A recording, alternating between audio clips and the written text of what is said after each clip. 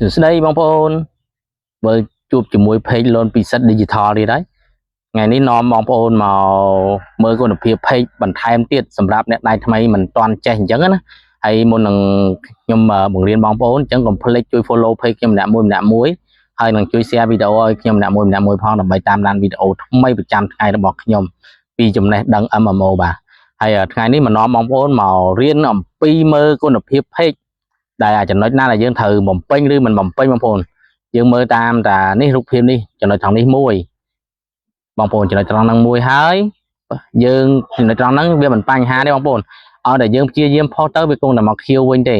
ហើយចំណុចទី2យើងមើល level របស់យើងតើកម្រិត level របស់យើងដល់ណាហើយយើងគួរបំពេញឬមិនគួរបំពេញអញ្ចឹងបងប្អូនប៉ុន្តែ admin ថាពេលខ្លះយើងមិនបាច់បំពេញតាមវាក៏វាមិនបញ្ហាដែរដោយសារ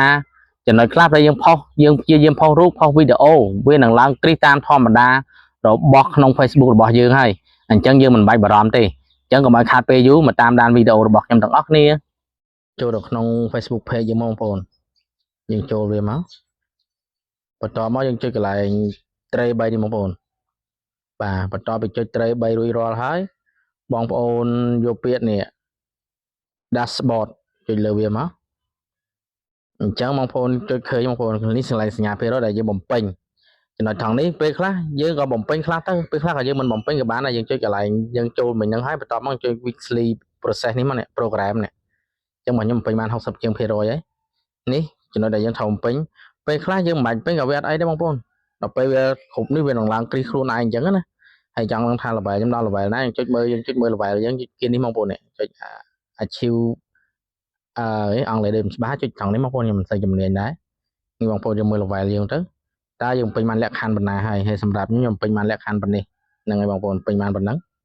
ហើយចំណុចផ្សេងទៀតយើងថយមកក្រោយវិញបងប្អូននេះចំណុចកន្លែងពណ៌បៃតងនេះពេលខ្លះក៏វាក្រហមពេលខ្លះក៏វាបៃតងវាអត់ទៀងទេបងប្អូនដោយសារការផុសរបស់យើងទេពេលខ្លះវីដេអូយើងផុសរីកទៅ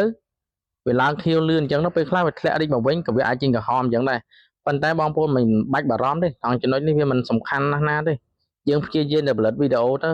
ទោះបីវាឡើងក្រហមយូរវាគង់តែមកខៀវវិញទេអញ្ចឹងពេលវាខៀវក៏វាអាចក្រហមមកវិញដែរវាអត់ទៀងទេបងប្អូនយើងគ្រាន់តែមើលកុំឲ្យវាមានបញ្ហាអីទៅអញ្ចឹងបងប្អូនយើងគ្រាន់តែមើលតាមនោះទៅវាអត់មានបញ្ហាទេយើងគ្រាន់តែឆែកមើលជាប្រចាំរបស់យើងនេះ28ថ្ងៃវាមាន7ថ្ងៃរបស់ខ្ញុំឡើងក្រហមបងប្អូនបើយើងមើលអា 2 day អញ្ចឹងតើឡើងក្រហមឬក៏ខៀវនេះបើ 2 day ចប់តែម្ដងបងប្អូនអញ្ចឹងវាចំណុចខាងនេះវាមិនសូវជាបញ្ហាទេឲ្យតែបងប្អូនព្យាយាមតែផលិតវីដេអូទៅ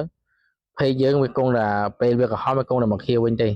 ហើយអញ្ចឹងវីដេអូរបស់ខ្ញុំក៏មានតែប៉ុណ្្នឹងឯងសូមអរគុណដែលបានតាមដានវីដេអូរបស់ខ្ញុំរហូតដល់ចប់ជួបគ្នាវីដេអូក្រោយ